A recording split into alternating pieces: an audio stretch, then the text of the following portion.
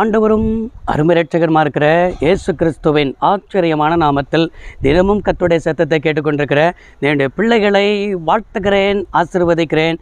நீங்கள் ஆசீர்வதிக்கப்பட்டவர்கள். இந்த நாளிலும் கூட கர்த்தர் உங்களை பார்த்து சொல்கிற ஒரு வார்த்தை, உன் வாழ்க்கையில் இல்லை என்பது இல்லாமல் போகும்னு என் ஆண்டவர் சொல்கிறார். உங்கள் வாழ்க்கையில் எது இல்லைன்னு சொல்லி நீங்கள் நினைக்கிறீங்களோ அது இன்றைக்கி இல்லாமல் போகும் என்பது தான் தீர்க்க தரிசனமான வார்த்தை. இந்த நாளிலும் கூட எசேக்கியேல் 34 அதிகாரம் 29வது வசனத்தில் இவராக என்ன செய்ய முடிகிறது பார்க்க முடிகிறது. நான் அவர்களுக்கு கீர்த்தி பொருந்தின ஒரு நாட்டை எழும்ப பண்ணுவேன். அவர்கள் இனி தேசத்தில் பஞ்சத்தால் வாரிக்கொள்ள போவதும் இல்லை.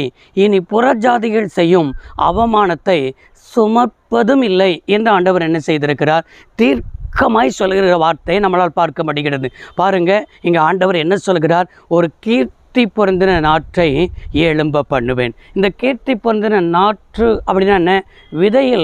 விதை முளைத்து வருகிறது பாருங்கள், அதுதான் கீர்த்தி பொருந்தின ஒரு நாற்று. இந்த கீர்த்தி பொருந்தின நாற்று எழும்பி வருகிறது நிமித்தம் தேசத்தால் அவர்கள் பஞ்சத்தால் வாரிக்கொள்ளப்படுவதும் இல்லை.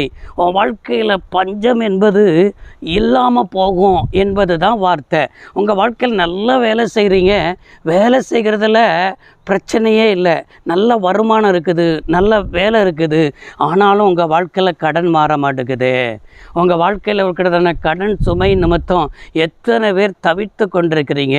எனக்கு இதை செய்ய முடியலையே, இந்த இஎம்ஐ கட்ட முடியலையே, அந்த வாங்கின காசை கொடுக்க முடியலையே, அந்த லோனை அடைக்க முடியலையே, இந்த சின்ன சின்ன பேங்கில் லோன் கட்ட முடியலையே, ஏதோ ஒரு காரியத்தில் நீங்கள் திகைத்து போய் இருக்கிறத, ஏதோ ஒரு காரியத்தில் உங்கள் வாழ்க்கையில் தேவைகள் சந்திக்கப்படாமல் நிலைமையில் இல்லை என்று சொல்லி உட்கார்ந்து கொண்டிருக்கிறீங்க. இந்த கீர்த்தி பொருந்தின நாற்று உன் வாழ்க்கையில் உள்ள பஞ்சத்தெல்லாம் ஆண்டவர் மாற்றுவார்.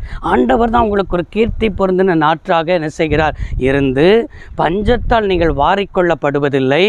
இனி அந்த வசனத்தை பாருங்க, இனி புறஜாதிகள் செய்யும் அவமானத்தை சுமப்பதும் இல்லை. புறஜாதிகளுக்கு தான் பல விதத்தில் அவமானப்படுவார்கள். புறஜாதிகள் இயேசுவை அறியாதவர்கள், இயேசுவுக்கும் அவர்களுக்கும் சம்பந்தமில்லாத வாழ்க்கையில் வாழ்ந்து கொண்டிருக்கிறவர்கள். அவர்கள் என்ன செய்வார்கள்? கடன் சுமையோடு என்ன செய்வது, இந்த போராட்டத்தோடு என்ன செய்வது, இந்த பஞ்சத்தோடு என்ன செய்வது, நமக்கு ஒன்றுமே இல்லையே என்று சொல்லி புறஜாதிகள் தான் அப்படி சொல்லுவார்களே தவிர, என் பிள்ளைகள் இல்லை என்பது என் பிள்ளைகளுடைய வாழ்க்கையில் இல்லாமல் போகும்படி என்னுடைய பிரசன்னத்தினால். ஏனென்றால் வேதத்தில் வாசிக்கிறோம், தேவன் தம்முடைய ஐஸ்வர்யத்தினால் உங்கள் குறைகளை கிறிஸ்து இயேசுவுக்குள் மகிமையில் நிறைவாக்குவார். மகிமை என்பது என்ன?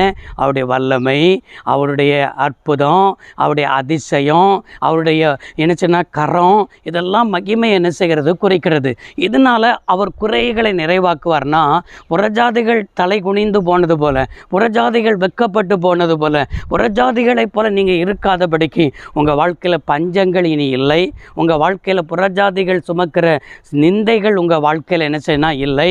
அவமானங்கள் இல்லை, உங்கள் வாழ்க்கையில் இல்லை என்று சொல்லி என்பது இல்லாமல் போக உங்கள் வாழ்க்கையில் பஞ்சமெல்லாம் செழிப்பாய் மாறுகிறது. இதுதான் ஆண்டவருடைய வார்த்தை.